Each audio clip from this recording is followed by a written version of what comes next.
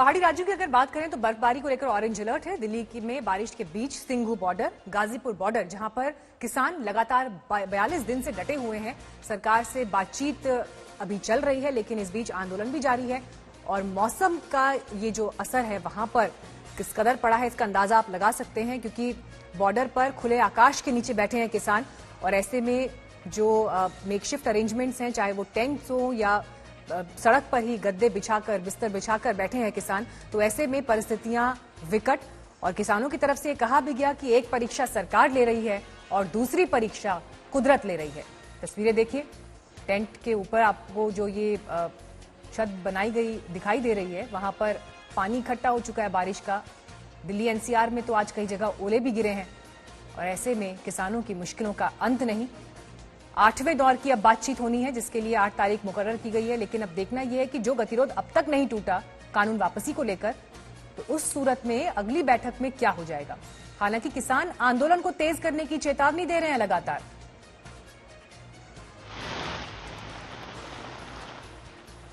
कुमार कुणाल हमारे संवाददाता इस वक्त गाजीपुर बॉर्डर से हमारे साथ जुड़ गए हैं। कुमार, एक बड़ी चुनौती इस वक्त मौसम बना हुआ है किसानों के लिए और ऐसे में कल जिस मार्च की बात की जा रही है, कल भी बारिश का अलर्ट जारी किया गया, इसके मद्देनजर क्या प्लान है, कैसे इस मार्च को आगे बढ़ाएंगे? देखिए, पहले हम मौसम की बात दिखाएं कि किस तरीके से परेशानी जो बढ़ी हुई है। सड़क का हाल हम दिखाते हैं, हर तरफ कीचड़ और पानी नजर आ रहा है। जो बुजुर्ग किसान हैं उनके लिए खासतौर पर परेशानी है और उनकी हम तस्वीरें यहाँ दिखाएं कि किस तरीके से अलाव जल रहा है। कई किसान आराम कर रहे हैं, कईयों की तबीयत भी बहुत अच्छी नहीं है। लेकिन इस बीच में जो आपने बात कही कि किसान अपने आंदोलन को बनाए हुए है, वो कहीं भी डिगने का नाम नहीं ले रहा है और कल ट्रैक्टर मार्च निकालने की भी तैयारी है। तो कल आप लोग ट्रैक्टर मार्च निकालेंगे यहाँ से? हाँ, ट्रैक्टर मार्च निकलेगा। तो किस तरीके से, क्या आप लोगों की योजना है, कहाँ से किस तरीके से जाएंगे, यहाँ से निकल करके कहाँ तक जाएंगे? ये जो डासना है, डासना से पेरीफेरल पे चढ़ के और पलवल तक जाएगा। पलवल तक जाने की योजना है। तो ये जो पूरे किसान हैं अभी भी ट्रैक्टर में बैठे हुए हैं, अलग अलग तरीके से, क्योंकि मुश्किल हालात है। मौसम बुरा है, बारिश हो रही है, पारा नीचे गिर रहा है, बहुत सारी चुनौतियां हैं, लेकिन उन चुनौतियों की परवाह नहीं करते हुए ये जो किसान हैं उनका मनोबल कहीं भी गिरता हुआ दिखाई नहीं दे रहा है और सारे किसान यहाँ पर डटे हुए हैं, अडिग हैं और यही संदेश देना चाह रहे हैं कि चाहे कुछ भी हो जाए, जिस बात का आप जिक्र कर रहे हैं, देखिए ये सोचने भर से कि बरसात, ओले और सर्दी के इस वक्त में किसान वहां बैठे हैं, मन सिहर जाता है। लेकिन किसान किन चुनौतियों से डरता है और यहाँ तो हक की बात है, तो इसलिए 42 दिन से लगातार ये आंदोलन चल रहा है।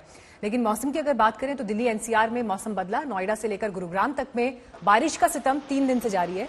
गुरुग्राम में सुबह बारिश के साथ ओले गिरे, तस्वीरें आपके सामने।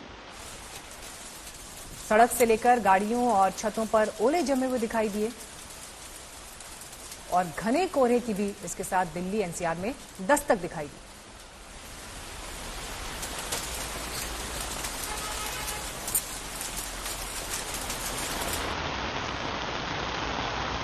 पिछले 4 दिनों से मिजाज मौसम का बिगड़ा हुआ था। आज सुबह दक्षिण दिल्ली के कुछ इलाकों में ओले भी गिरे, लेकिन इतना घुप अंधेरा था सुबह के 9 बजे भी, ऐसा लग रहा था कि शायद रात का समय है। जाहिर है मुश्किल उन किसानों के लिए भी होगी जो किसान आंदोलन में धरने पर बैठे हैं। ऑरेंज अलर्ट मौसम विभाग ने जारी किया था कि ठंड तो बढ़ेगी ही, बरसात के चलते तापमान बढ़ा, लेकिन जैसे ही बरसात रुकी तेज हवाएं चलने लगी और हवा की रफ्तार इतनी थी कि ये देखिए छाते का क्या हाल हुआ है थोड़ी देर पहले ही। तो कुल मिला के मौसम का मिजाज बिगड़ा हुआ है। पहाड़ी इलाकों में बर्फबारी तो है ही, लेकिन जो निचले इलाके हैं वहां की बरसात अभी रुकने का नाम नहीं ले रही है और जैसा कि मौसम विभाग की चेतावनी है, ये स्थिति लगभग अगले 24 घंटे भी बनी रह सकती है। इस वक्त हम लोग दिल्ली के कनॉट प्लेस इलाके में मौजूद हैं, लेकिन आप देख सकते हैं किस तरीके से अंधेरा छाया हुआ है, तेज हवाएं चल रही हैं और साथ ही साथ बारिश शुरू हो गई है। मौसम विभाग ने पहले ही इसके बारे में अनुमान बता दिया था कि किस तरीके से 3 जनवरी से लेकर के 6 जनवरी के आसपास तक दिल्ली और आसपास के पूरे इलाके में मौसम में पूरी तरीके से बदलाव हो सकता है, बारिश पड़ सकती है, ओले पड़ सकते हैं। तो इस तरीके से आप देखिए कि क्या हालात हैं। आज सुबह 9 बजे और चारों तरफ अंधेरा सा छा गया। हालांकि सुबह एक बार 7 बजे के आसपास मौसम खुल गया था, लेकिन उसके बाद फिर से चारों तरफ बादल छा गए और इस वक्त एकदम अंधेरा सा छाया हुआ है। बारिश हो रही है और साथ साथ हवाएं भी चल रही हैं। मौसम विभाग की माने तो एक बार जब मौसम साफ होगा तो उसके बाद ठंड और ज्यादा बढ़ सकती है। कैमरामैन हितेश कुमार के साथ हिमांशु मिश्रा, दिल्ली, आज तक। बीजेपी और टीएमसी दोनों विधानसभा चुनाव में जीत के लिए एड़ी चोटी का जोर लगा रहे हैं। हालांकि बीजेपी के मिशन बंगाल के प्लान पर आज तक इस वक्त गुजरात में मंथन चल रहा है। आरएसएस की बैठक में रणनीति बन रही है और बीजेपी के बंगाल मिशन से लेकर राम मंदिर में चंदा और किस तरह से मोदी सरकार काम कर रही है, ये सब कुछ इस वक्त मंथन का विषय वहां पर है।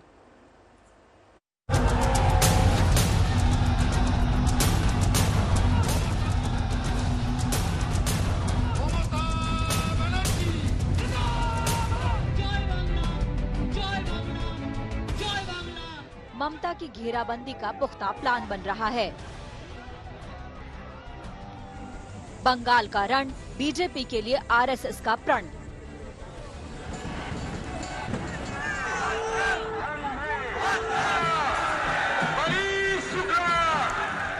ममता के खिलाफ आरएसएस की अचूक रणनीति।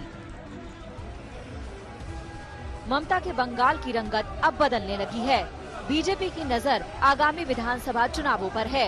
ममता की रणनीति को मात देने की तैयारी है। बंगाल की लड़ाई बेहद अहम है। ममता कोलकाता से अपनी रणनीति तैयार कर रही हैं, तो बीजेपी पूरी घेराबंदी में जुट गई है।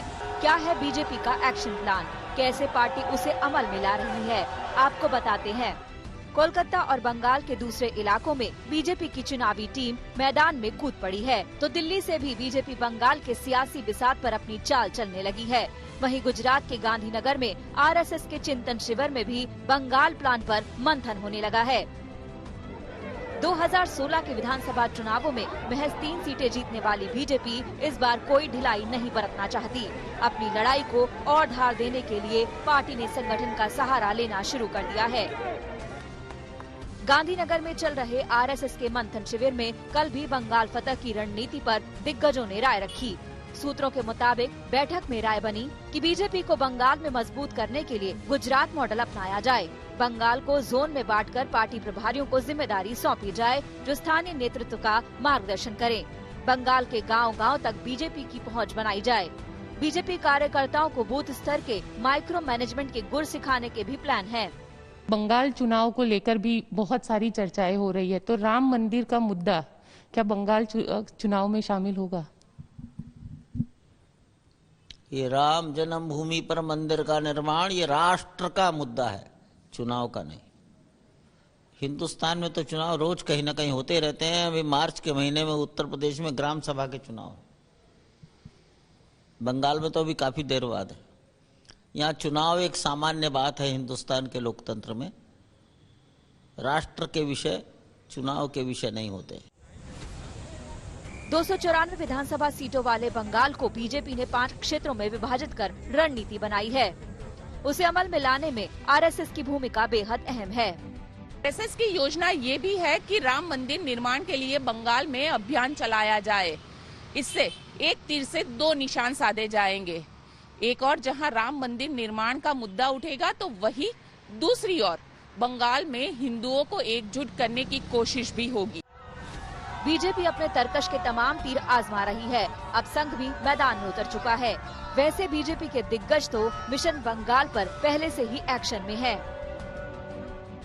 भारत की राजनीति में बंगाल ने सेट किए हैं। एडमिनिस्ट्रेशन का संपूर्ण राजनीतिकरण कर दिया गया है, राजनीति का संपूर्ण अपराधीकरण कर दिया गया है और भ्रष्टाचार को इंस्टीट्यूशनलाइज कर दिया गया है। ये तीनों ट्रेंड लोकतंत्र के लिए और जनता के लिए बहुत खतरनाक है। अतः मैं बंगाल की जनता को करबद्ध निवेदन भारतीय जनता पार्टी की ओर से करता हूं कि हमारे कार्यकर्ता एक परिवर्तन का अभियान लेकर चले, आरनोए का एक अभियान लेकर चले हैं। आप कृपया इनके साथ जुड़िए। बंगाल ने हिंसा का लंबा दौर देखा है। बीजेपी प्रभारी कैलाश विजयवर्गीय के रोड शो पर अभी 2 दिन पहले ही जूते चप्पल फेंके गए। 10 दिसंबर को विजयवर्गीय नड्डा के काफिले पर पथराव भी हुए। ऐसे तमाम मसलों को लेकर ममता दीदी की सरकार बीजेपी के निशाने पर रही है। देखिए, भारतीय जनता पार्टी का जैसे जैसे प्रभाव बढ़ रहा है और ममता जी की जैसे जैसे जमीन खिसक रही है, वैसे बौखलाहट में उनके निर्देश पर वहाँ के कार्यकर्ता चारों तरफ हमले कर रहे हैं। पिछले एक सप्ताह के अंदर हमारे 2 कार्यकर्ताओं की हत्या भी कर दी और कम से कम 15-16 स्थानों पर उन्होंने हमले किए हैं। तो बंगाल अभी जिस स्थिति में है, हम कह सकते हैं कि अराजकता है, वहाँ डेमोक्रेसी नहीं है और तानाशाही है। इस बार ममता को मात देना बीजेपी के लिए कितना आसान या कितना मुश्किल है, इसका आकलन करने में सियासी पंडित जुटे हुए हैं। लेकिन एक बात तो तय है कि अपनी आक्रामक रणनीति से बीजेपी ममता की बाजी पलटने में कोई कोर कसर नहीं छोड़ रही है।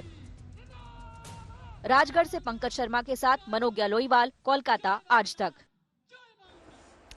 ममता ने अपनी अचूक रणनीति के सहारे 2011 में लेफ्ट को सत्ता से बेदखल कर दिया था। उनके सत्ता संभालते 10 साल अब पूरे हो चुके हैं, लेकिन इस बार 2011 वाली स्थिति नहीं है। बीजेपी पूरा जोर लगा रही है। लेफ्ट कांग्रेस ने हाथ मिला लिया है, तो ओवैसी ने भी ममता बनर्जी की मुश्किलें बढ़ा दी हैं।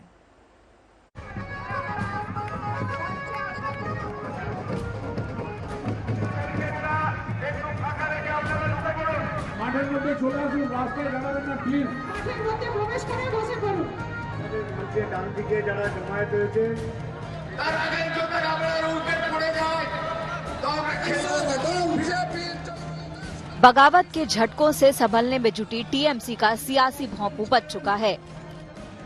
मिदनापुर की धरती पर इन रैलियों और चुनावी जनसभाओं से बंगाल की चुनावी तपिश का अंदाजा लगाया जा सकता है।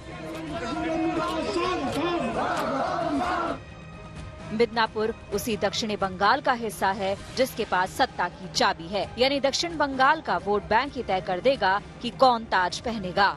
लिहाजा सत्ताधारी टीएमसी हो या दमदार चुनौती दे रही बीजेपी, दोनों पार्टियां दक्षिण बंगाल पर पकड़ बनाने की पुरजोर कोशिश में हैं। प्रवोक करना चाह रही है और पूरे माहौल को बिगाड़ना चाहती है। जिस बंगाल में लॉ एंड ऑर्डर नहीं है, चुनाव होगा कि नहीं होगा। बीजेपी के चैलेंज के बीच ममता के सामने सबसे अहम सवाल ये है कि उनके लिए इस बार की लड़ाई कितनी मुश्किल है। क्या बीजेपी की आक्रामक रणनीति के आगे ममता का किला ध्वस्त हो जाएगा? सवाल ये भी है कि क्या लेफ्ट कांग्रेस की जुगलबंदी ममता की सियासत के लिए परीक्षा वाली है? ममता के सामने चौथा और अहम चैलेंज है ओवैसी का। हाल ही में बंगाल दौरे से लौटे असदुद्दीन ओवैसी ऐलान कर चुके हैं कि वो इस बार सियासी दांव आजमाएंगे। कि आप लोग क्यों भूल जाते हैं कि सिर्फ मुसलमान ही है? भाई हिंदू भी है, ब्राह्मण है, अपर कास्ट है, दूसरे कम्युनिटीज के भी वोट है, तो इस सबकी नज़र से मुस्लिम वोट पे क्यों होती है? तो भाई हम तो ये नहीं कह रहे हैं, हम तो कह रहे हैं कि हम सबको साथ लेकर इलेक्शन लड़ेंगे और सबका वोट हासिल करने की कोशिश करेंगे। अब जम्मू कश्मीर और असम के बाद पश्चिम बंगाल में सबसे ज्यादा मुस्लिम हैं। यहाँ 27% आबादी मुसलमानों की है। ओवैसी की पूरी चुनावी रणनीति मुस्लिम वोट बैंक के इर्द गिर्द है, ताकि बिहार के सीमांचल में मिली कामयाबी वाला फॉर्मूला बंगाल चुनावों में भी अपना रंग दिखा सके। ओवैसी का ये दाव ममता के लिए महंगा पड़ सकता है, क्योंकि मुस्लिम वोट बैंक पर उनकी जबरदस्त पकड़ रही है। ओवैसी अगर ममता के मुस्लिम वोट बैंक पर चोट करते हैं तो असल फायदा बीजेपी को होना पक्का माना जा रहा है। गांधीनगर में आरएसएस के मंथन शिविर में बीजेपी अध्यक्ष जेपी नड्डा की मौजूदगी बताती है कि बंगाल के लिए पार्टी ने एक और कदम बढ़ा लिया है। पार्टी आलाकमान के एक्शन प्लान से बंगाल बीजेपी के नेता गदगद हैं। लालू प्रसाद के जगह भाग के দুর্দণ্ড কেন্দ্রে মন্ত্রী ছিলেন, রেলমন্ত্রী ছিলেন, আমাদের দিদিমণিও রেলমন্ত্রী ছিলেন, তারপর মুখ্যমন্ত্রী হয়েছে। তাই তিনি বুঝতে পেরেছেন বাকি জীবনটা কোথায় কাটবে। তিনি বলছেন আমাকে জেলে পাঠিয়ে দাও, আমি জেল থেকে ইলেকশন লড়ে যাব, জিতবো। विधानसभा चुनावों के लिए इस बार कांग्रेस और लेफ्ट ने हाथ मिला लिया है। 2016 में दोनों पार्टियों का तालमेल हुआ था, लेकिन 2019 के लोकसभा चुनावों में बात नहीं बनी। इस बार कांग्रेस भी ममता को चैलेंज कर रही है। তৃণমূল পার্টির যারা করতে পারছেন না, যারা বিজেপিতে যেতে পারছেন না, তাদেরকে বলবো কংগ্রেসে যোগদান করুন। কংগ্রেসের দরজা আপনাদের জন্য খোলা আছে। नए साल में नए प्रण के साथ तमाम पार्टियों ने ताल ठोक दी है। अब फैसला बंगाल के मतदाता करेंगे। उनका वोट ही बताएगा कि बंगाल को किस पर भरोसा है। बांकुरा से अनिल गिरी और बर्दवान से सुजाता मेहरा के साथ मनोज्ञा लोहिवाल, कोलकाता, आज तक। और अब इस वक्त की बड़ी खबर का रुख करेंगे जो कि बर्ड फ्लू से जुड़ी हुई है। कोरोना का कहर अभी थमा नहीं कि बर्ड फ्लू ने दस्तक दे दी है और एक और मुसीबत सामने आ गई है। राजस्थान, मध्य प्रदेश, हिमाचल और केरल में बर्ड फ्लू की चपेट में आकर सैकड़ों पक्षी दम तोड़ रहे हैं। और इस बीच ये भी आपको बता दें, जब देश के कई हिस्सों में हालात इस वक्त खराब हैं बर्ड फ्लू के मद्देनजर, मध्य प्रदेश में मुख्यमंत्री शिवराज सिंह चौहान ने बर्ड फ्लू को लेकर एक आपात बैठक बुलाई है।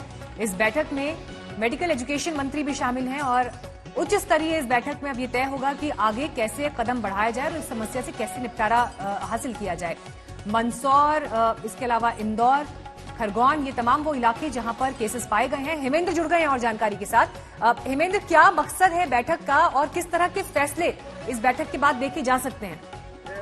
मध्य प्रदेश सरकार ने अभी एक आपात बैठक की है जिसमें मुख्यमंत्री शिवराज सिंह चौहान स्वयं मौजूद थे। इसके अलावा मेडिकल एजुकेशन मिनिस्टर भी मौजूद थे और उसमें ये निर्णय लिया गया है कि कोई भी जो चिकन साउथ की तरफ से जो पोल्ट्री प्रोडक्ट्स मध्य प्रदेश में लाए जाते हैं उस पे निगरानी रखने की जरूरत है, वो नहीं लाया जाएगा। साथ ही साथ उन्होंने ये भी साफ किया है कि मध्य प्रदेश में किसी भी तरह का पोल्ट्री बैन अभी फिलहाल नहीं है, ना तो चिकन के ऊपर बैन है और ना ही अंडों के ऊपर किसी तरह का बैन है। हाँ, सरकार ने ये जरूर माना है कि मध्य प्रदेश के 11 जिलों में कौओं के मरने की खबर आई है और उसमें से मंदसौर और इंदौर में जो samples high security animal disease laboratory Bhopal भेजे गए थे उसमें H5N8 का वायरस पाया गया है। लेकिन अभी स्थिति नियंत्रण में है, चिंताजनक नहीं, और सरकार ने